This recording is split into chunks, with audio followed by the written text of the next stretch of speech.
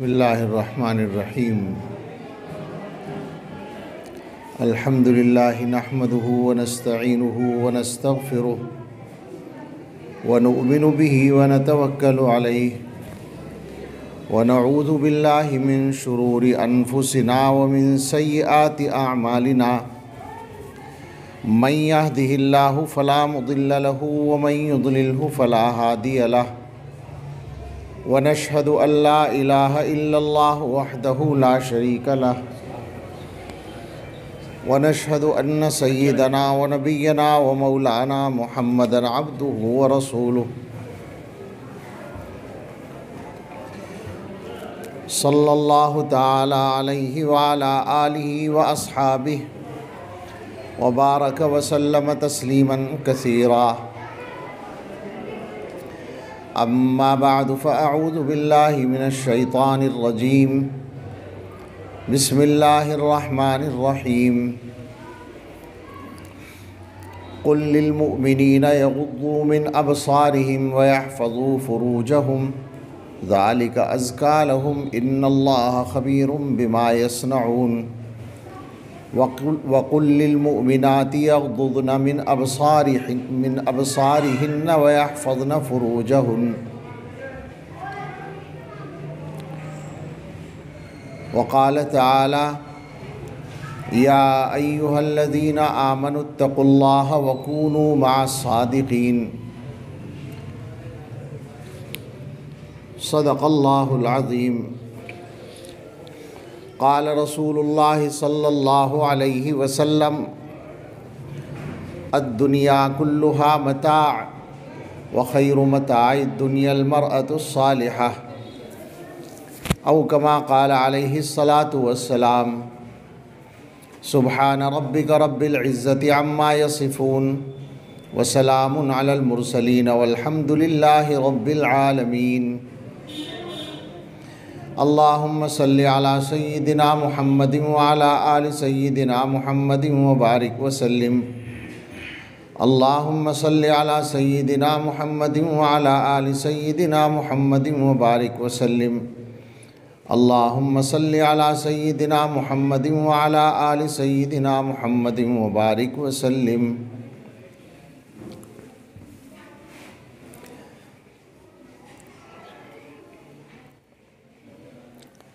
اللہ تعالیٰ نے انسانوں کو جب پیدا کیا سب سے پہلے حضرت آدم علیہ السلام کو پیدا کیا جنت میں اور وہیں ان کا جوڑا حضرت حوا کی شکل میں پیدا فرما دیا۔ اس طرح سے اللہ تعالیٰ نے یہ بتا دیا کہ دنیا میں جو زندگی گزرے گی وہ دونوں سے مل کر گزرے گی۔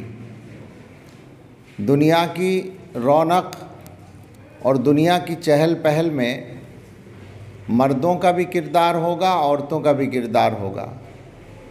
دنیا کی آبادی میں مرد بھی حصہ لیں گے، عورتیں بھی حصہ لیں گی۔ اس کے بعد اللہ نے اپنی طرف سے شریعت نازل کرنے کا سلسلہ شروع کیا اور اپنے بندوں کو زندگی گزارنے کے طریقے بتائے۔ تو اللہ تعالیٰ کی طرف سے جو شریعت جس پیغمبر پر بھی آئی اور سب سے آخر میں خاتم الانبیاء رحمت للعالمین حضرت محمد الرسول اللہ صلی اللہ تعالیٰ علیہ وسلم پر جو آخری شریعت نازل ہوئی اس میں بھی خاص طور پر شریعت کا کوئی بھی ایک حکم بھی ایسا نہیں ہے جس میں عورتوں کو الگ رکھا گیا ہو یا فراموش کیا گیا ہو۔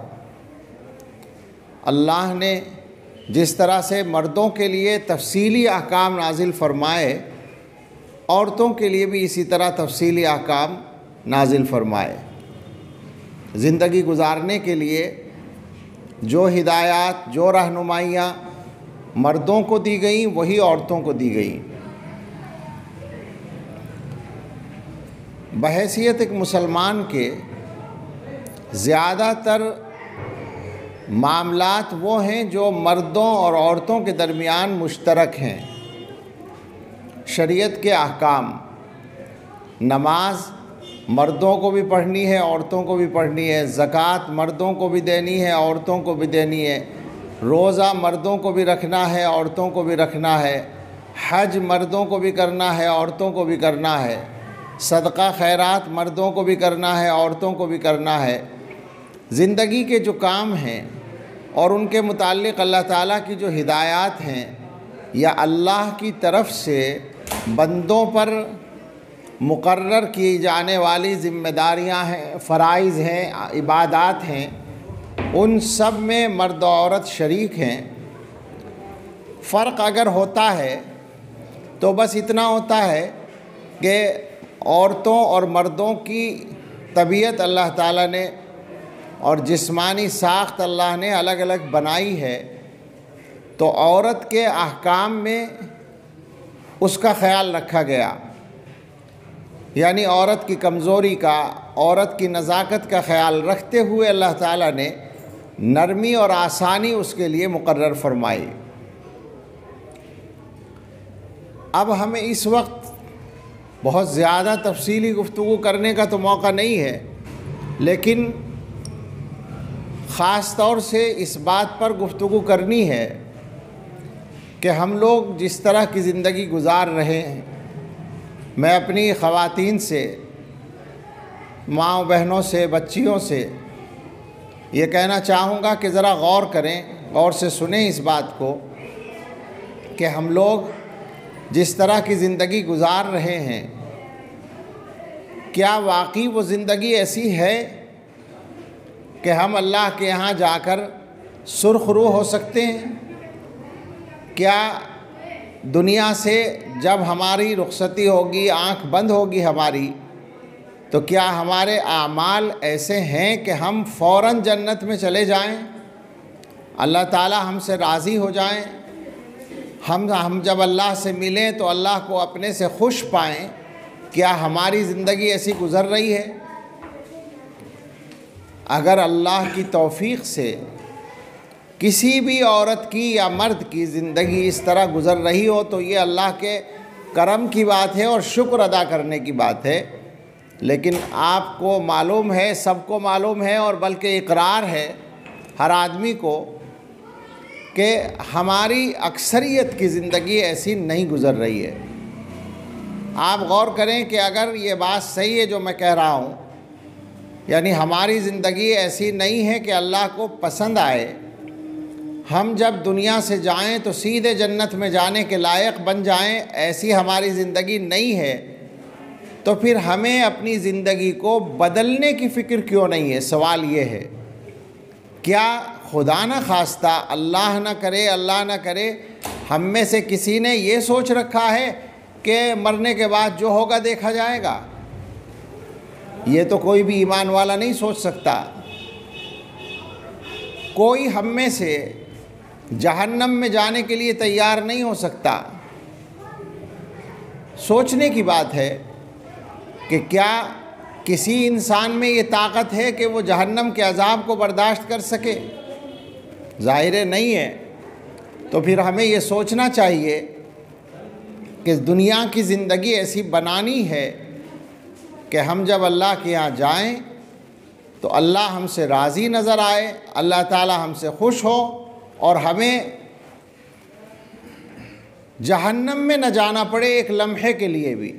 اللہ ہم سب کی حفاظت فرمائے۔ اب ظاہر ہے کہ جب یہ کام ہے تو پھر ہمیں اپنی زندگی پر نظر ڈالنی ہوگی اور اپنی زندگی سے گناہوں کو نکالنا ہوگا تاکہ اللہ تعالی ہم سے راضی ہو جائیں۔ انسان دنیا کے اندر رہتا ہے اور یہ دنیا اللہ کی دنیا ہے، تو اللہ کی دنیا میں اللہ کی مرضی کے خلاف زندگی گزار کر کوئی آدمی کیسے صحیح رہ سکتا ہے، سوچنے کی بات ہے۔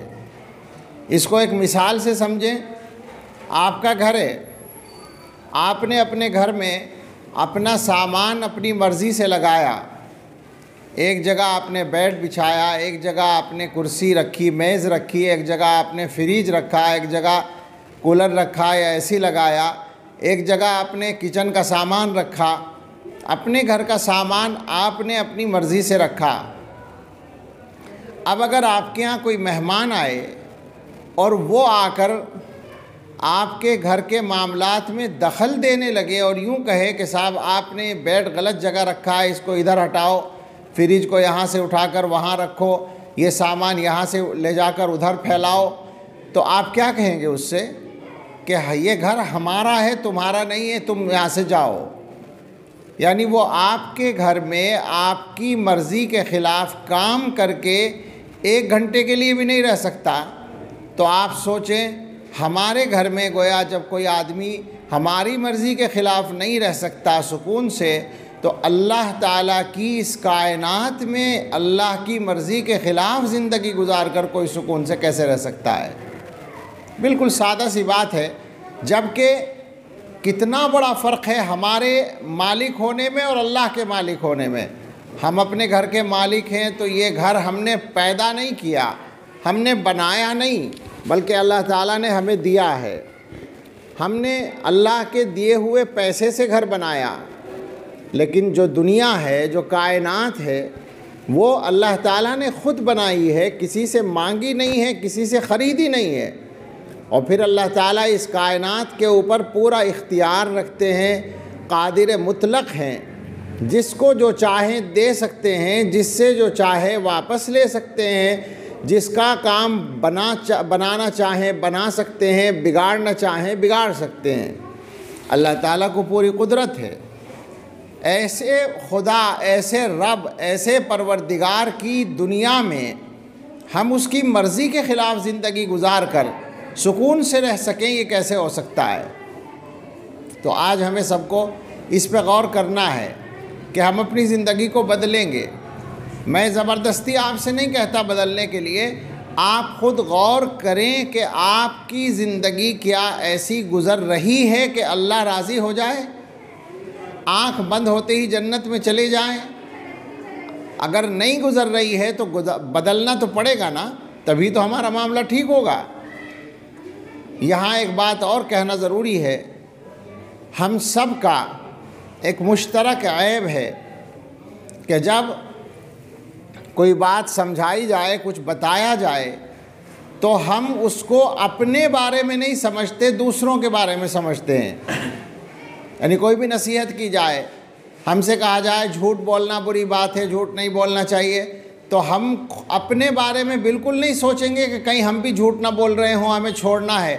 دوسروں کے بارے میں سوچیں گے کہ ہاں فلاں آدمی جھوٹ بولتا ہے، اسے چھوڑنا چاہیے۔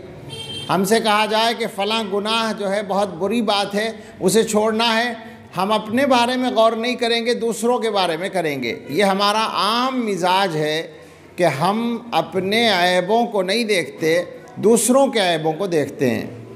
آپ یقین کریں، ہماری اصلاح نہ ہونے کی اصل وجہ یہی ہے، مرد ہوں یا عورتیں ہوں، یہ عام مزاج ہے بالکل کہ ہم میں سے ہر آدمی کو دوسروں کے عیب نظر آتے ہیں، اپنے عیب نظر نہیں آتے۔ نتیجہ یہ نکلتا ہے کہ کسی کا کام ٹھیک نہیں ہوتا، کسی کی اصلاح نہیں ہوتی، اس لیے کہ ہر آدمی کو اپنی اصلاح کی فکر ہو تو اصلاح ہوگی نا۔ دوسروں کی فکر کرے گا، اپنی فکر نہیں کرے گا تو اصلاح کیسے ہوگی؟ تو اس وقت کی گفتگو میں یہ بھی ہم سب طے کر کے بیٹھیں، ہم میں سے ہر آدمی، کہ ہمیں اپنے آپ کو بدلنا ہے، مجھے اپنے آپ کو بدلنا ہے، مجھے اپنے اندر سے برائیوں کو دور کرنا ہے۔ آپ سوچیں ذرا، اگر ہمارے کپڑے میلے ہو رہے ہیں، گندے ہو رہے ہیں، دوسرے کے بھی گندے ہو رہے ہیں، تو ہم دوسرے آدمی کے کپڑوں کو صاف کرنے کی فکر کریں گے یا اپنے کپڑوں کو صاف کرنے کی فکر کریں گے؟ بالکل سادہ سی بات ہے، ہمیں اپنے کپڑے صاف کرنے کی فکر ہوگی، دوسرے کی فکر نہیں ہوگی۔ تو ہمیں اسی طرح سے اپنی زندگی کو صاف کرنے کی فکر کرنے کی ضرورت ہے۔ ہم سب یہ طے کر کے بیٹھیں کہ ہمیں اپنے آپ کو بدلنا ہے۔ جب یہ ذہن میں ہوگا تو انشاءاللہ امید ہے ہمارے حالات بدلیں گے اور ہماری زندگی اچھی ہوگی۔ جہاں تک گناہ کی بات ہے، یعنی اللہ کی نافرمانی کی بات ہے، تو ہم سب یہ بات سمجھ لیں کہ دنیا کے اندر گناہ کرنا یہ ایسا ہے جیسے اللہ تعالیٰ سے لڑائی کرنا۔ اور میں نے ابھی کہا کہ گھر کے مالک سے لڑائی کر کے کوئی گھر میں نہیں رہ سکتا، تو اللہ تعالیٰ جو خالق بھی ہیں، مالک بھی ہیں، حاکم بھی ہیں، قادر مطلق بھی ہیں، ان کی دنیا کے اندر کوئی آدمی ان سے جنگ کر کے، اللہ سے جنگ کر کے، اللہ سے لڑائی کر کے، اللہ کی نافرمانی کر کے سکون کے ساتھ کیسے رہ سکتا ہے؟ لہٰذا یہ سمجھنا اور یہ جاننا اور یہ یاد رکھنا بہت ضروری ہے کہ گناہوں سے ہمارا اپنا نقصان ہوتا ہے۔ ہماری شریعت میں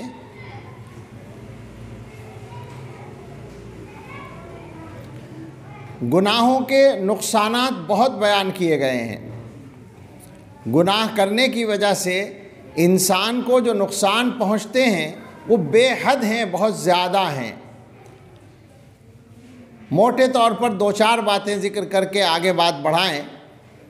آدمی اگر گناہ کرے اور توبہ نہ کرے، مستقل گناہ کرتا رہے اور بے فکر ہو کر کرتا رہے، تو سب سے پہلا نقصان یہ ہوتا ہے کہ اس کے دل کا سکون ختم ہو جاتا ہے۔ وجہ بالکل ظاہر ہے کہ دنیا اللہ کی ہے، اللہ کی نافرمانی کر کے وہ خوش نہیں رہ سکتا۔ آپ نے دیکھا ہوگا کہ بہت سارے لوگ ہوتے ہیں جو بظاہر پریشان نہیں ہوتے، پیسہ بھی ان کے پاس ہے، گھر مکان بھی ان کے پاس ہے، بیوی بچے بھی ہیں، کاروبار بھی سب صحیح ہے، مگر ان کے دل میں سکون نہیں ہوتا۔ آج کی دنیا میں اس کی مثالیں بہت ہیں۔ کیوں نہیں ہوتا؟ صرف اس وجہ سے کہ انہوں نے اس کائنات کے مالک کے ساتھ اپنا معاملہ ٹھیک نہیں رکھا ہے۔ یہ پہلا نقصان ہوتا ہے جو اللہ کی نافرمانی کرنے کی وجہ سے انسان کو ہوتا ہے۔ دوسرا نقصان یہ ہوتا ہے کہ اس کے مزاج میں، اس کی طبیعت میں اپنے گھر والوں سے ایک قسم کی دوری پیدا ہو جاتی ہے، وحشت پیدا ہو جاتی ہے، گھبراہٹ ہونے لگتی ہے۔ بعض آدمیوں کو آپ دیکھتے ہیں کہ ان کا جی گھر میں نہیں لگتا، مردوں کا بھی ہوتا ہے، یہ عورتوں کا بھی ہوتا ہے، جبکہ انسان کے مزاج کے اعتبار سے اس کو اس کے گھر میں سکون ملنا چاہیے، مگر گھر میں جی نہیں لگتا۔ کیوں نہیں لگتا؟ گناہوں کا نقصان ہوتا ہے اور کوئی وجہ نہیں ہے۔ ایک نقصان یہ ہوتا ہے کہ خود اپنے آپ سے وحشت ہونے لگتی ہے آدمی کو۔ بہت سے لوگ ہوتے ہیں جو یہ کہتے ہیں کہ اپنا آپ اچھا نہیں لگتا، طبیعت کے اندر ایک قسم کی گھبراہٹ، جیسے دل اڑا اڑا سا محسوس ہوتا ہے۔ یہ بہت سارے لوگ شکایت کرتے ہیں، یعنی گویا اپنے ساتھ ان کا جی نہیں لگتا۔ یہ بھی گناہ کی ایک سزا ہوتی ہے۔ ایک سزا اور ایک نقصان یہ ہوتا ہے کہ اللہ تعالیٰ کے ساتھ بھی جی نہیں لگتا، یعنی اللہ تعالیٰ سے بھی آدمی کو دوری ہو جاتی ہے۔ اللہ کا نام لینا اچھا نہیں لگتا، اللہ کی عبادت کرنا اچھا نہیں لگتا، اللہ کا ذکر کرنا اچھا نہیں لگتا، دین کی بات اچھی نہیں لگتی۔ بہت سے لوگوں کو آپ نے دیکھا ہوگا کہ چند لوگوں کے ساتھ بیٹھے ہیں، اذان ہوئی، 3 آدمی اٹھ کر نماز کے لیے چلے گئے، ایک آدمی وہیں بیٹھا رہ گیا۔ اس کا جی نہیں چاہتا مسجد میں جانے کو، اسے گھبراہٹ ہوتی ہے ادھر جانے سے۔ یہ اس کے گناہوں کا نقصان ہوتا ہے۔ ایک بہت بڑا نقصان گناہوں کا یہ ہوتا ہے کہ انسان کی روزی کی برکت چلی جاتی ہے۔ ہم لوگ کتنے پریشان ہیں آج کل کے حالات میں روزی کی برکت کے سلسلے میں۔ ہمیں سوچنے کی ضرورت ہے، یہ برکت کسی نے چھین نہیں لی ہے، کسی نے اٹھا نہیں لی ہے، کسی نے کچھ کر نہیں دیا ہے، ہمارے گناہوں کا نقصان ہے کہ ہمارے گھروں سے برکت ختم ہے۔ ایک بہت بڑا نقصان گناہوں کا یہ ہوتا ہے انسان کی عمر کی برکت چلی جاتی ہے، یعنی وہ اپنی زندگی میں کوئی کام نہیں کر پاتا، ساری زندگی کا خلاصہ نکالیں تو کچھ بھی اس نے نہیں کیا ہوتا، بس آیا رہا دنیا میں اور چلا گیا کھا پی کر دنیا کی ضرورتیں پوری کر کے۔ اگر یہی خلاصہ ہو آدمی کی زندگی کا تو آدمی میں اور جانوروں میں کیا فرق ہوگا؟ یہ اس کا نقصان ہے گناہوں کا کہ عمر کی برکت چلی جاتی ہے۔ ایک بہت بڑا نقصان گناہوں کا اگر آدمی توبہ نہ کرے یہ ہوتا ہے کہ دل سیاہ ہو جاتا ہے، اور دل سیاہ ہونے کی وجہ سے توبہ کی توفیق بھی نہیں ہوتی، نیکیوں کی توفیق بھی نہیں ہوتی۔ آپ نے دیکھا ہوگا بہت سے لوگ کہتے ہیں نماز پڑھنے کو جی نہیں چاہتا، فلاں کام کرنے کو جی نہیں چاہتا، کیوں؟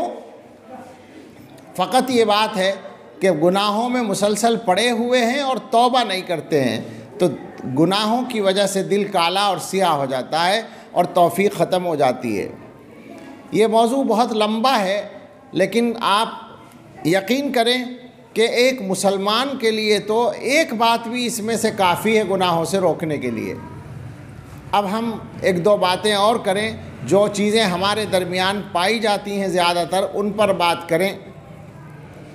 اللہ تعالیٰ نے مسلمانوں کو چاہے مرد ہوں یا عورتیں جو زندگی گزارنے کا طریقہ بتایا ہے اس کو قرآن کی زبان میں تقویٰ کہتے ہیں۔ تقوی کا جو مفہوم ہے وہ یہ ہے کہ انسان کوشش کرتا رہے گناہوں سے بچنے کی، اللہ کے ڈر سے، اللہ کے خوف کی وجہ سے گناہ سے بچنے کی کوشش کرتا رہے، اس کو تقویٰ کہتے ہیں۔ اور جب انسان تقوی کی زندگی گزارتا ہے، اللہ سے ڈر کر گزارتا ہے، تو اللہ تعالیٰ کی طرف سے اس کو انعام بھی بہت بڑا ملتا ہے۔ وہ انعام یہ ہے کہ اس کو اللہ تعالیٰ سارے معاملات اس کے لیے آسان کر دیتے ہیں اور اس کے رزق میں برکت عطا فرما دیتے ہیں۔ تو تقوی اختیار ہمیں کرنا ہے۔ اب تقوی کا مطلب ہے گناہوں سے بچ کر زندگی گزارنا۔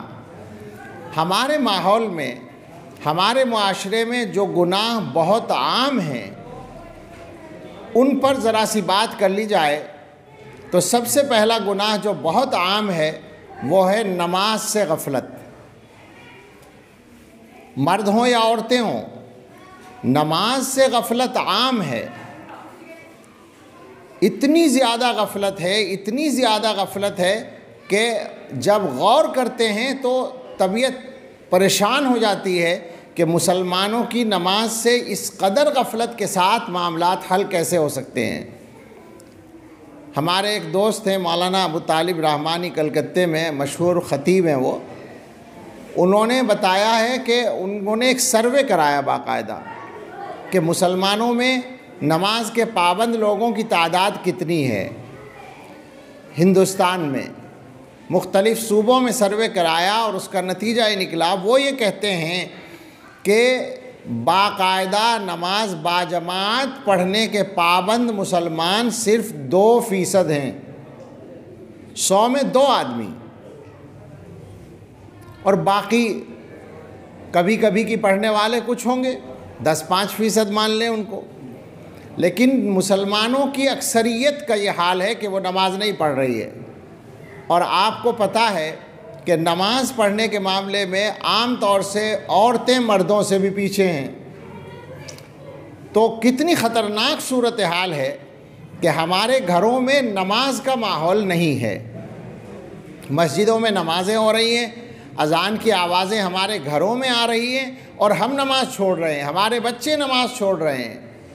آپ سوچیں ذرا، جب اللہ تعالیٰ کی سب سے بڑی عبادت، اللہ تعالیٰ کی طرف سے جو بندوں پر عائد کیا گیا سب سے بڑا فریضہ ہے نماز، اس سے غفلت کا یہ عالم ہوگا تو اللہ کی مدد، اللہ کی رحمت، اللہ کی نصرت، اللہ کی طرف سے برکت ہمارے گھروں میں کہاں سے آئے گی؟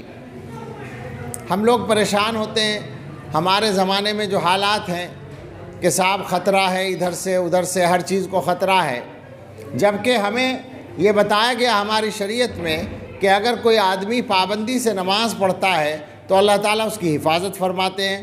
صبح کی نماز کوئی آدمی جماعت سے یا صحیح وقت پر عورت پڑھ لے، مرد جماعت سے پڑھ لے، عورت صحیح وقت پر پڑھ لے، تو اللہ تعالیٰ شام تک اس کی حفاظت فرماتے ہیں۔ عشاء کی نماز صحیح طریقے پر پڑھ لے تو صبح تک حفاظت فرماتے ہیں۔ اب آپ غور کریں کہ مسلمانوں کی اکثریت نماز چھوڑ کر پڑی ہوئی ہے، نماز چھوڑ کر اپنے کام کر رہی ہے، تو اللہ کی طرف سے حفاظت کا وعدہ تو پورا نہیں ہوگا، حفاظت کی شرط پوری نہیں ہوئی، تو پھر کیوں پریشان ہیں ہم اپنے تحفظ کے لیے؟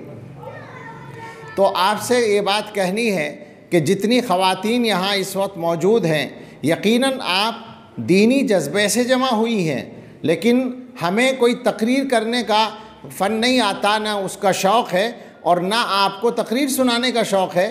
آپ سے یہ کہنا ہے صرف سننے کے لیے نہ بیٹھیں، مزہ لینے کے لیے نہ بیٹھیں بیان کا، بلکہ اپنے آپ کو بدلنے کی فکر کریں۔ طے کر لیں آج سے کہ اب جب تک ہم زندہ ہیں انشاءاللہ ہماری کوئی نماز قضا نہیں ہوگی، اس کا ارادہ کر لیں، اور جب ارادہ کریں گے، دل سے ارادہ کریں گے، تو اللہ تعالیٰ مدد فرمائیں گے۔ آپ غور کر لیں کہ اگر یہ وعدہ ہم نے پورا کر لیا اور نماز کی پابندی ہمارے گھروں میں شروع ہو گئی تو ماحول بدل جائے گا، ہمارے بچوں کے حالات بدل جائیں گے اور سب کچھ ٹھیک ہو جائے گا انشاءاللہ۔ یہ ایک بات تھی جو سب سے اہم ہے، ہماری شریعت کا سب سے بڑا فریضہ ہے، اس سے ہماری غفلت کا یہ عالم ہے۔ لیکن ایک دو باتیں اور ہیں جو ہمیں اپنی خواتین سے کہنی ہے۔ مسلمانوں کے معاشرے میں جو چیز اسلامی معاشرے کو دوسرے معاشروں سے ممتاز کرتی ہے، یعنی یوں کہہ لیں مسلمانوں کے معاشرے کی جو خصوصیت ہے، جو الگ بات ہے دوسروں سے، اس کو اگر آپ ایک لفظ میں بولنا چاہیں شریعت کی روشنی میں تو وہ حیا اور پاک دامنی ہے۔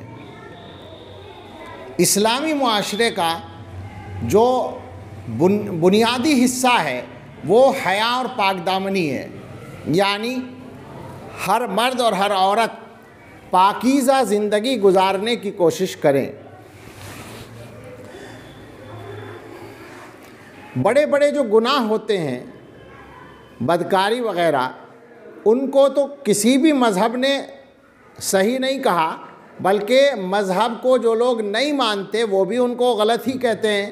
ظاہر ہے فحاشی کو، بے حیائی کو، عریانیت کو کوئی بھی اچھا آدمی صحیح نہیں کہہ سکتا، لیکن اسلام میں ان معاملات میں جو سختی ہے اور اسلام نے جس انداز سے ان معاملات کو پیش کیا ہے، اس سے اندازہ ہوتا ہے کہ اللہ تعالیٰ مسلمانوں کے معاشرے میں بے حیائی کا کوئی بھی کام ہوتے دیکھنا بالکل پسند نہیں فرماتے۔ چنانچہ مشہور ہدایت جو اللہ نے قرآن کریم میں دی ہے، جس کو سب جانتے ہیں، وہ کیا ہے کہ مرد اور عورتیں دونوں اپنی نگاہیں نیچی رکھیں۔ آپ غور کریں الفاظ پر، مردوں کے لیے ایک آیت ہے، عورتوں کے لیے فوراً دوسری آیت ہے۔ حالانکہ قرآن کریم میں عام طور سے یہ طریقہ ہے کہ جو مشترک احکام ہیں ان کو ایک ساتھ بیان کیا جاتا ہے۔ مثلا نماز کا حکم اللہ نے دیا تو ایک ساتھ ہے، ایمان والو نماز قائم کرو۔ وہاں یہ نہیں ہے کہ اے مردوں نماز قائم کرو، اے عورتوں نماز قائم کرو۔ زکوٰۃ کا حکم دیا تو بس یہ حکم ہے کہ ایمان والو زکوٰۃ ادا کرو۔ وہاں یہ نہیں ہے کہ اے مردوں تم زکوٰۃ ادا کرو اور اے عورتوں تم زکوٰۃ ادا کرو۔ شریعت کے احکام جو مشترک ہیں ان احکام کو عام طور پر ایک لفظ میں، ایک جملے میں، مشترک جملے میں بیان کر دیا گیا، مگر نگاہ نیچی رکھنے کا جو حکم ہے اس کو اللہ تعالیٰ نے مردوں کے لیے الگ آیت میں اور عورتوں کے لیے الگ آیت میں بیان کیا۔ مردوں کے لیے فرمایا آپ ایمان والوں سے کہہ دیں کہ وہ اپنی نگاہیں پست رکھیں، نیچی رکھیں اور اپنی شرمگاہوں کی حفاظت کریں، یہی ان کے لیے زیادہ پاکیزگی کی بات ہے اور اللہ تعالیٰ ان کے عمل کو جانتا ہے۔ یعنی نگاہ نیچی رکھ کر چلیں. اگر اس میں کچھ خیانت کریں گے، چپکے سے دیکھنے کی کوشش کریں گے، تو جس کو دیکھا ہے اس کو چاہے پتہ نہ چلے مگر اللہ تعالیٰ جانتے ہیں. اس کے بعد فرمایا آپ مومن عورتوں سے کہہ دیں، وَقُلْ لِلْمُؤْمِنَاتِ، مومن عورتوں سے کہہ دیں کہ وہ اپنی نگاہیں نیچی رکھیں اور اپنی عصمت کی حفاظت کریں. ایک بات اور سمجھ لیں کہ دو باتیں ایک ساتھ کہی گئی ہیں، نگاہ نیچی رکھنا اور اپنی عصمت کی حفاظت کرنا. جب اللہ تعالیٰ دو باتوں کو ایک ساتھ فرماتے ہیں تو علماء یہ کہتے ہیں کہ ان میں آپس میں جوڑ ہوتا ہے. اشارہ یہ ہے کہ نگاہ نیچی رکھنا ذریعہ ہوگا اپنی عصمت کی حفاظت کا. گویا اپنی عزت اور عصمت کو محفوظ رکھنا ہے اور گناہوں سے بچنا ہے تو نگاہ نیچی رکھنا ضروری ہے. اب آپ غور کر لیں کہ جب مردوں کے لیے علیحدہ سے فرمایا نگاہ نیچی رکھیں اور عورتوں کے لیے علیحدہ سے فرمایا نگاہ نیچی رکھیں تو کتنا اہم معاملہ، کوئی بات نہیں، کتنا اہم معاملہ ہے کہ اللہ تعالیٰ دونوں کے لیے الگ الگ ہدایت دے رہے ہیں اور ساتھ میں یہ بات جوڑ رہے ہیں کہ اپنی نگاہ نیچی رکھو اور شرمگاہ کی حفاظت کرو، اپنی عصمت کی حفاظت کرو. اشارہ دے رہے ہیں کہ نگاہ نیچی رکھنا ہی اس کا ذریعہ ہوگا. آپ غور کریں نگاہ نیچی رکھنے کا کیا مطلب ہوتا ہے کہ جب سامنے کوئی آئے، مثلا مرد کے سامنے عورت آ جائے تو مرد کی نگاہ نیچی رہے، عورت کے سامنے مرد آ جائے تو عورت کی نگاہ نیچی رہے، یعنی دونوں ایک دوسرے کو نہ دیکھیں. یہ ہے نگاہ نیچی رکھنے کا مطلب. اس سے معلوم ہوا کہ اللہ تعالیٰ برائی کے دروازے ہی کو بند کر دینا چاہتے ہیں. ہمارے زمانے میں جس طرح سے معاملات ہو رہے ہیں ان کی وجہ سے جو برائیاں پھیل رہی ہیں ان کا اندازہ لگانا مشکل ہے. ان کی وجہ سے کتنا نقصان ہمارا اور پورے معاشرے کا ہو رہا ہے. ذرا غور کریں، جس اللہ کا یہ حکم ہے کہ نگاہ نیچی رکھنی ہے اس کو ماننے والے بندے مرد اور عورت ایک دوسرے کے سامنے کھلے طور پر آئیں، ایک دوسرے کا چہرہ بے تکلف دیکھیں اور ایک دوسرے سے باتیں کریں. آج کل کے زمانے میں موبائل پر باتیں کریں، بلکہ ویڈیو کالنگ کریں اور دوستیاں کریں. آپ سوچیں ذرا کسی مسلمان کے لیے اس کی گنجائش کہاں ہو سکتی ہے؟ انتہائی خطرناک بات ہے. آپ یقین کریں کہ یہ شیطان کے جال ہیں جو ہمارے اوپر اس نے ڈال دیے ہیں. ایک بات یاد کریں، اللہ تعالیٰ نے حضرت آدم علیہ السلام کو جب پیدا فرمایا تھا تو فرشتوں کو حکم دیا تھا کہ آدم کو سجدہ کرو. سارے فرشتوں نے سجدہ کیا مگر ابلیس وہاں رہتا تھا، اس نے سجدہ نہیں کیا.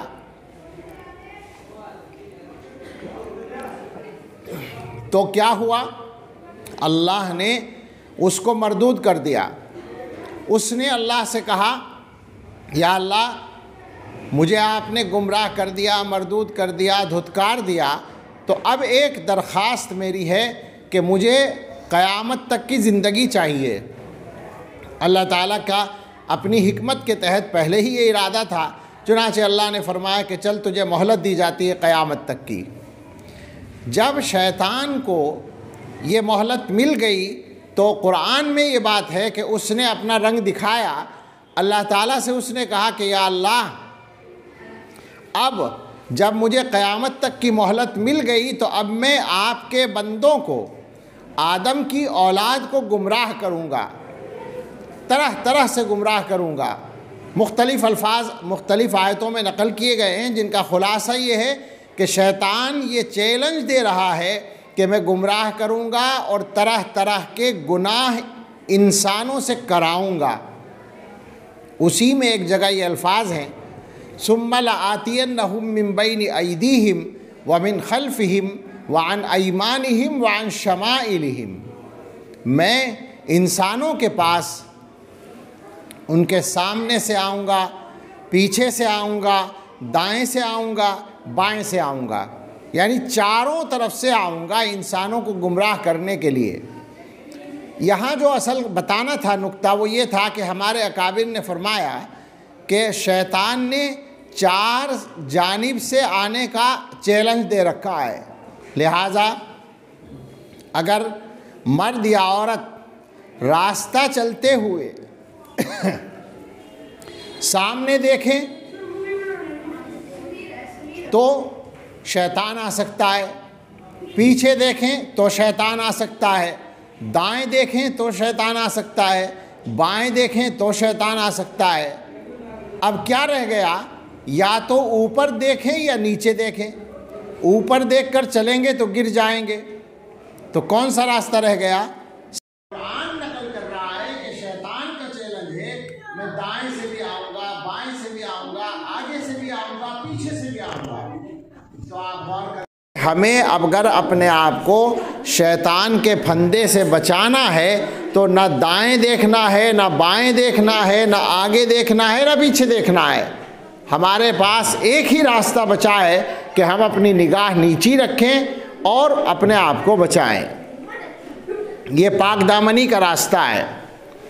اب اس پر مزید غور کر لیں آپ کہ جس شریعت میں سامنے دیکھنے سے منع کیا گیا، دائیں اور بائیں اور پیچھے دیکھنے سے منع کیا گیا، اس شریعت میں کیا اس کی گنجائش ہو سکتی ہے کہ اجنبی یا نامحرم لوگوں سے آدمی بات کرے؟ نہ کسی مرد کے لیے کوئی گنجائش ہو سکتی ہے کہ وہ کسی عورت سے یا لڑکی سے بات کرے، اور نہ کسی لڑکی کے لیے گنجائش ہو سکتی ہے کہ وہ کسی مرد سے بات کرے۔ یہاں تک کہ بالکل صفائی سے یہ کہا جا سکتا ہے، آپ اس پر غور کریں کہ اگر کسی بچی کا کسی لڑکے سے رشتہ بھی طے ہو گیا ہے تو ان کو بھی آپس میں بات کرنے کا جواز نہیں ہے نکاح ہونے سے پہلے۔ یہ خطرناک بات ہے، غلط بات ہے، بری بات ہے، بے حیائی کی بات ہے، جسارت کی بات ہے، اللہ تعالیٰ کے حکم سے غفلت کی بات ہے۔ ایسی تمام چیزوں کو چھوڑ دیا جائے، توبہ کر لی جائے، طے کر لیں اپنے ماحول کو ہمیں پاکیزہ بنانا ہے، اپنی خواہشات پر نہیں چلنا ہے۔ بے شک ہماری طبیعت میں اللہ تعالیٰ نے کچھ خواہشات رکھی ہیں، لیکن آپ سوچیں کہ اگر اپنی خواہشات پر آدھا دھند ہم چلیں گے تو آخرت کا نقصان تو آخرت کا پکا ہے ہی، دنیا بھی ہماری خراب ہوتی ہے۔ یہ ہم نے دیکھا ہے دنیا کے اندر۔ آپ دیکھیں کہ دنیا میں کتنے واقعات پیش آ رہے ہیں اس طرح کے کہ غلط طریقے سے تعلقات ہو جاتے ہیں، دوستی ہو جاتی ہے، بات چیت ہو جاتی ہے، اور اس کا نقصان پورے خاندان کی رسوائی کی شکل میں سامنے آتا ہے۔ اللہ تعالیٰ کی طرف سے پکڑ ہوتی ہے۔ وہ اللہ نے ایمان والوں کو حیا والا بنایا ہے۔ حدیث میں ہے الایمان بضع و سبعون شعبۃ، ایمان کے 70 سے زیادہ شعبے ہیں، جن میں سب سے افضل ہے لا الہ الا اللہ، اور سب سے نیچے ہے راستے سے تکلیف دہ چیز کو ہٹانا، اور فرمایا والحیاء شعبۃ من الایمان، حیا یعنی شرم، طبیعت کے اندر حیا اور پاک دامنی کا مزاج، یہ ایمان کا ایک بڑا شعبہ ہے، ایمان کا ایک اہم شعبہ ہے۔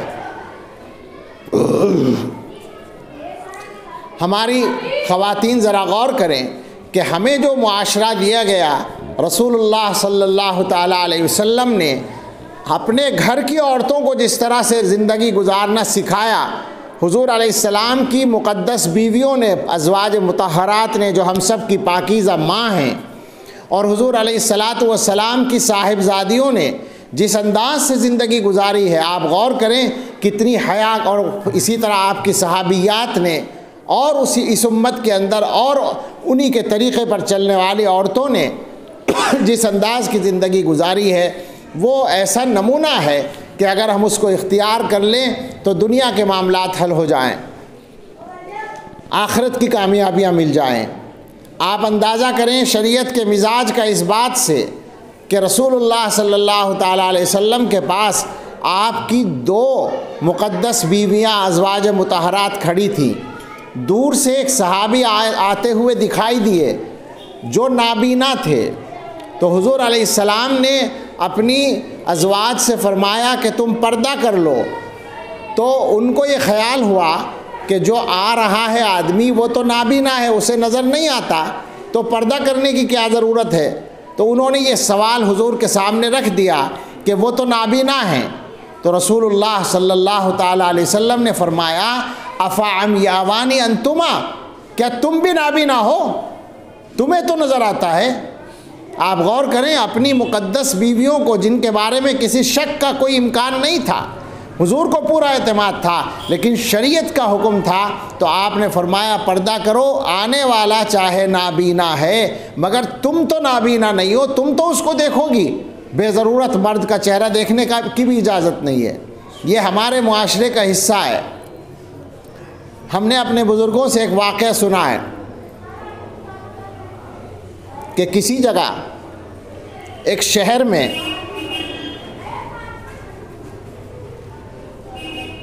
کوئی حاکم تھا جس کو ٹیکس ادا کرنا پڑتا تھا کسی بڑے حاکم کو۔ ایک مرتبہ اس کے پاس پیسہ نہیں تھا، ٹیکس نہیں ادا کر پا رہا تھا، مسلم حاکم تھا، اور بڑا حاکم جو تھا وہ کافر تھا۔ اگر ٹیکس ادا نہ کرتا تو وہ حاکم اس شہر پر قبضہ کر لیتا۔ تو ایک محترمہ تھیں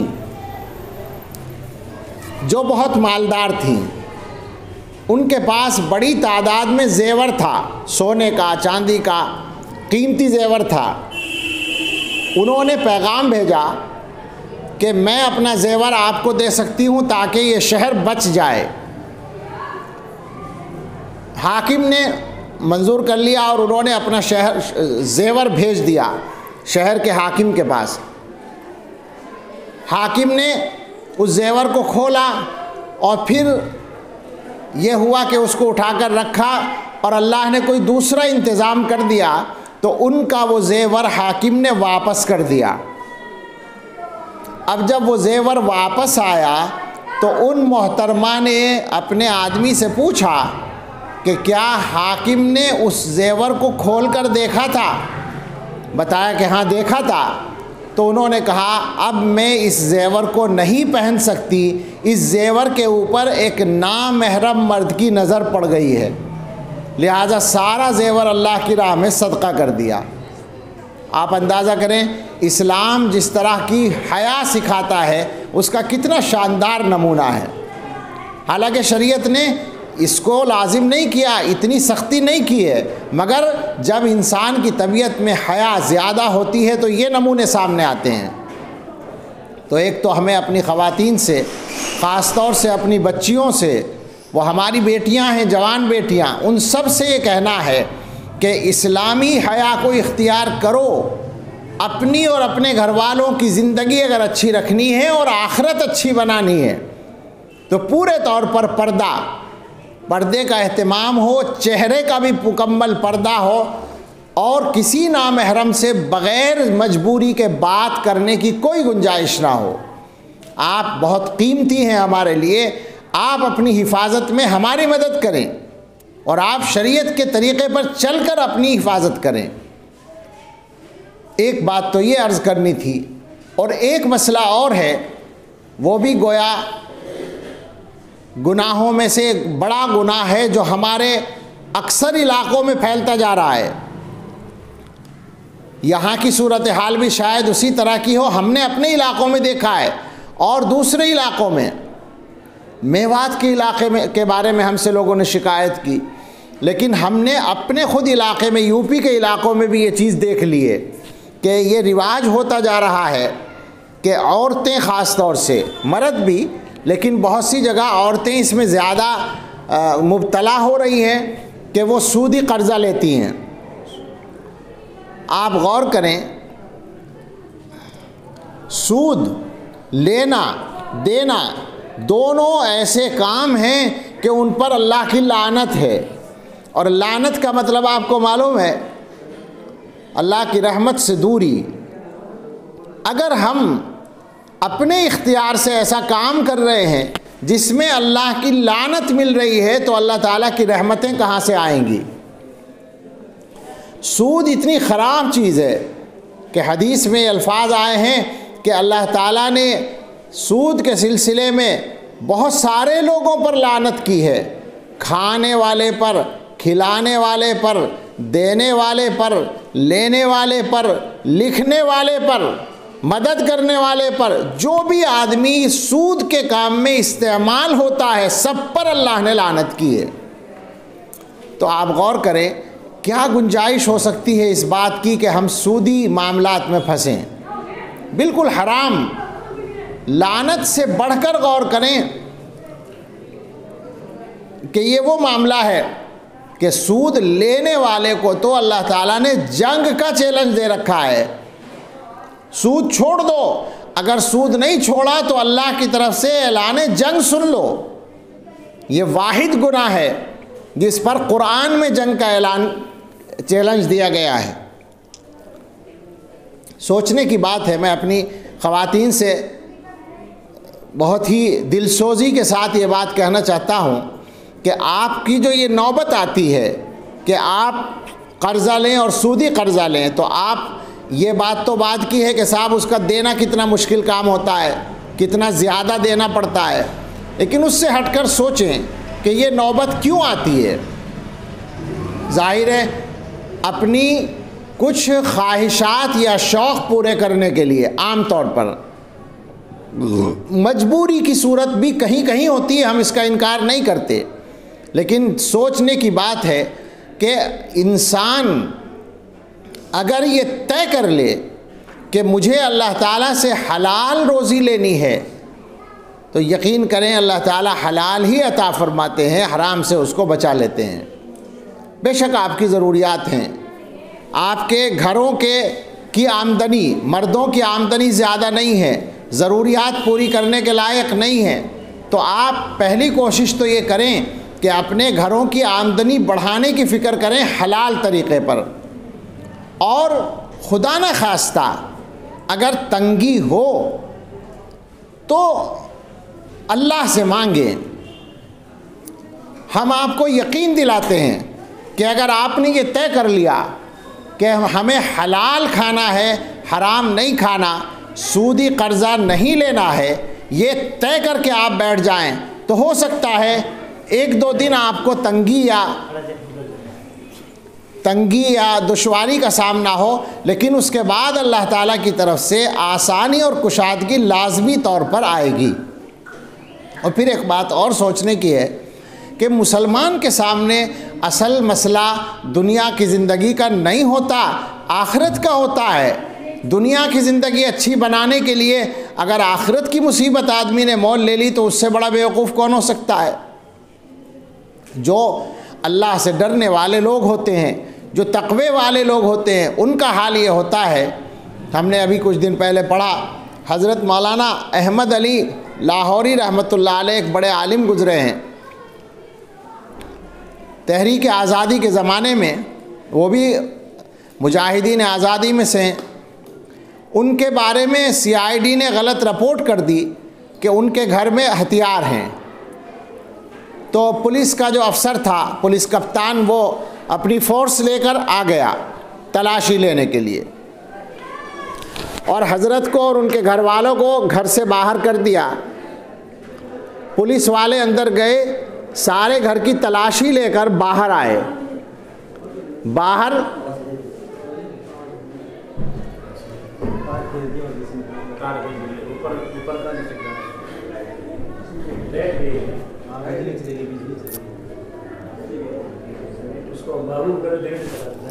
شروع کریں؟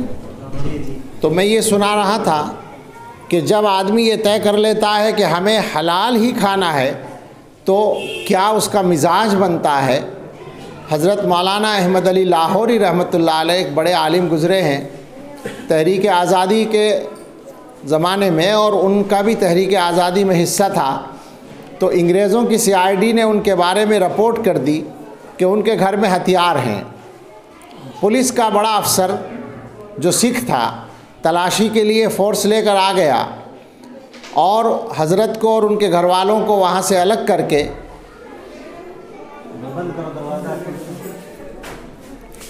اس نے تلاشی لینا شروع کی. پورا گھر تلاشنے کے بعد جب وہ باہر آیا، حضرت باہر بیٹھے ہوئے تھے، تو اس نے آ کر پہلے تو معافی مانگی کہ میں آپ سے معافی چاہتا ہوں، ہمارے پاس رپورٹ غلط آئی، آپ کے گھر میں ہمیں کچھ ہتھیار نہیں ملا.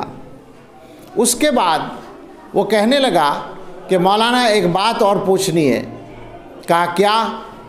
کہنے لگا یہ پوچھنا ہے کہ آپ اور آپ کے گھر والے کیا کھاتے ہیں. انہوں نے کہا کیوں؟ کہا اس لیے کہ میں آپ کے پورے گھر کی تلاشی لے کر آیا ہوں اور آپ کا کچن بھی میں نے دیکھا ہے. چونکہ ہتھیار تلاش کرنا ہے تو ہر جگہ دیکھیں گے، لیکن مجھے آپ کے پورے گھر میں کھانے کا کوئی سامان نہیں نظر آیا، یہاں تک کہ آپ کے کچن میں بھی کچھ نہیں ہے. تو آپ کھاتے کیا ہیں؟ تو حضرت نے فرمایا کہ ہمارا اللہ کے ساتھ یہ معاملہ ہے کہ جس دن اللہ تعالیٰ دیتے ہیں ہم کھا لیتے ہیں، اور جس دن اللہ کی طرف سے کچھ نہیں آتا تو ہم صبر کر لیتے ہیں، اور ہمارے گھر والے اس میں ہمارا ساتھ دیتے ہیں. ذرا ہماری خواتین غور سے سنیں، وہ عالم کیا فرما رہے ہیں کہ ہمارے گھر میں جس دن اللہ کچھ بھیج دے تو ہم کھانا کھا لیتے ہیں، اور جس دن کچھ نہ بھیجیں اللہ تو ہم فاقہ کرتے ہیں، صبر کرتے ہیں، اور ہمارے گھر والے ہمارا ساتھ دیتے ہیں. یہ بات سن کر وہ سکھ افسر جو تھا اس کی آنکھوں میں آنسو آ گئے، اور اس نے کہا کہ حضرت آپ سے میں ایک اجازت چاہتا ہوں. کہا کیا؟ کہا میں آپ کو 10 روپے گفٹ کرنا چاہتا ہوں. یہ 1929 یا اس سے پہلے کی بات ہے، یعنی تقریباً 90 سال پہلے کی بات ہے. تو 10 روپے اس زمانے میں ایک بڑی رقم تھی. اس نے کہا میں آپ کو 10 روپے ہدیہ دینا چاہتا ہوں. حضرت نے مسکراتے ہوئے قبول کر لیا، اور پھر فرمایا کہ یہی ہے اللہ کا ہمارے ساتھ معاملہ، اسی طرح اللہ تعالیٰ چاہتے ہیں تو بھیج دیتے ہیں. اور اسی وقت دیا آدمی کو کہ جاؤ کھانے کا سامان لے آؤ. تو یہ زندگی ہوتی ہے ایسے لوگوں کی جو یہ طے کر لیتے ہیں کہ ہمیں حلال کھانا ہے، حرام سے بچنا ہے. بس آپ سے یہی گزارش ہے کہ یہ طے کر لیں کہ اپنے گھر میں حرام کا لقمہ نہیں آنے دینا ہے. اس لیے کہ اگر خدا نخواستہ یہ حرام کا سلسلہ رہا، ناجائز آمدنی اور سودی آمدنی کا سلسلہ رہا، تو آپ یقین کریں گھر برباد ہو جائیں گے، اولادیں خراب ہو جائیں گی. اس زمانے میں لوگوں کو، ماں باپ کو سب سے بڑی شکایت ہے کہ ہماری اولاد بگڑ رہی ہے، ہمارا بچہ کہنا نہیں مانتا. آپ اس بات کو لکھ لیں، جس اولاد کو حرام مال کھلایا جاتا ہے وہ کبھی سدھر نہیں سکتی، آپ کی فرما بردار نہیں ہو سکتی. حرام کی غذا سے فرما برداری کے جذبات پیدا ہی نہیں ہوتے. حلال کھلائیں گے تو اولاد فرما بردار ہوگی، نیک صالح ہوگی. اپنی اولادوں کو بھی ٹھیک کرنا ہے، اپنے گھر کو بھی ٹھیک کرنا ہے، تو طے کر لیں کہ ہمیں حرام آمدنی سے بچنا ہے. 12:30 ہونے والے ہیں، ٹائم تو بس ختم کی طرف آنا چاہیے. تو یہ 2-3 باتیں ہم نے کہیں آپ سے. سب سے پہلی بات تو نماز کے، دعا بھی ہونی ہے نا. سب سے پہلی بات تو نماز کے بارے میں ہے کہ آپ آج سے طے کر کے اٹھیں کہ ہمیں سب کو نماز پڑھنی ہے، پابندی کے ساتھ پڑھنی ہے. دوسری بات یہ طے کر لیں کہ ہمیں کسی بھی غیر محرم سے مجبوری کے علاوہ بات ہی نہیں کرنی ہے. سامنے آنے کا تو کوئی سوال ہی نہیں ہے، سامنے آنا تو مجبوری ہے ہی نہیں. اپنے آپ کو پردے میں رکھنا ہے، چہرے کو بھی پردے میں رکھنا ہے. اگر بات کرنے کی ضرورت ہو تو وہ ضرورت جو مجبوری کہلاتی ہے، اس درجے کی ضرورت ہو تو نامحرم سے بات کرنی ہے، ورنہ بات ہی نہیں کرنی ہے. اللہ تعالیٰ نے اس معاملے میں جو احکام دیے ہیں، ہمیں تو بڑی حیرت ہوتی ہے قرآن پڑھ کر کہ بہت سارے احکام ایسے ہیں جو قرآن میں نہیں بیان کیے، حدیث میں حضور نے بیان کیے، لیکن پردے کے احکام، پاک دامنی کے احکام، مردوں سے گفتگو کرنے کے طریقے، یہ سب اللہ نے قرآن میں بتائے باقاعدہ. اس کا مطلب یہ کہ اللہ تعالیٰ کی نظر میں یہ بہت اہم معاملہ ہے. تو آج سے طے کر لیں کہ ہمیں اپنے ماحول کو پاکیزہ بنانا ہے، اور نامحرم کوئی بھی ہو، چاہے وہ رشتہ دار ہو یا رشتہ دار بننے والا ہو یا کوئی ہو، ہمیں اس سے بات نہیں کرنی ہے. اور تیسری بات حلال غذا کے بارے میں ہم نے کہی ہے، حرام سے اپنے گھروں کو بالکل خالی کر دیجئے. حلال پر آ جائیے، یقین رکھیں کچھ دنوں کی آزمائش کے بعد اللہ تعالیٰ کی طرف سے برکتیں آ جائیں گی۔ ہم سب کا ایمان ہے کہ اللہ کی طرف سے جو رزق مقرر ہے وہ مل کر رہتا ہے۔ اب انسان کو اختیار ہوتا ہے وہ حلال راستے سے لے لے یا حرام راستے سے۔ جو بندے اللہ سے طے کر لیتے ہیں کہ ہمیں حلال ہی کھانا ہے، اللہ کی طرف سے ان کے لیے ایسی برکتیں آتی ہیں کہ ہم آپ کو کھول کر بتا نہیں سکتے۔ آپ یقین کر لیں اس بات کا کہ جس دن آپ یہ طے کر لیں گے کہ ہمیں صرف حلال کھانا ہے تو انشاءاللہ اللہ کی مدد ہوگی اور حلال ہی میں اللہ تعالیٰ برکت عطا فرمائیں گے۔ ہم نے اسی زمانے میں ایسے لوگوں کو دیکھا ہے، ایک جگہ پر میں نے یہی مضمون بیان کیا۔ اگلے سال میرا جانا ہوا تو ایک صاحب نے بتایا کہ میں نے بیان سننے کے بعد طے کر لیا تھا کہ مجھے اپنے کاروبار کو سود سے خالی کرنا ہے۔ انہوں نے بتایا پچھلے سال میرا کاروبار کا جو ٹرن اوور تھا وہ 2.5 کروڑ تھا، 2 کروڑ اس میں سود کی رقم تھی، وہ ساری میں نے نکال دی۔ اب میں 50 لاکھ پہ آ گیا ہوں، لیکن میرا دل مطمئن ہے کہ اب انشاءاللہ میرے یہاں برکت آئے گی۔ انہوں نے نکال دیا، حرام کو بالکل نکال دیا، اور نتیجہ یہ نکلا کہ ان کا کاروبار دوبارہ بڑھنا شروع ہوا۔ ابھی مجھے بتا رہے تھے 2 دن پہلے کہ فلاں صاحب کے ساتھ پیسہ لگایا تھا، 60 لاکھ روپیہ وہاں پھنس گیا ہے۔ اس کا مطلب ہے کہ اس سے زیادہ کما چکے، جتنا تھا اس سے زیادہ کما چکے ہیں۔ تو اللہ تعالیٰ کی طرف سے برکتیں آتی ہیں۔ اللہ تعالیٰ ہم سب کو ان تمام ہی گناہوں سے اور سارے گناہوں سے بچنے کی توفیق عطا فرمائے، اور اللہ ہم سب کے کاموں میں آسانی فرمائے۔ آمین۔ وآخر دعوانا ان الحمد للہ رب العالمین۔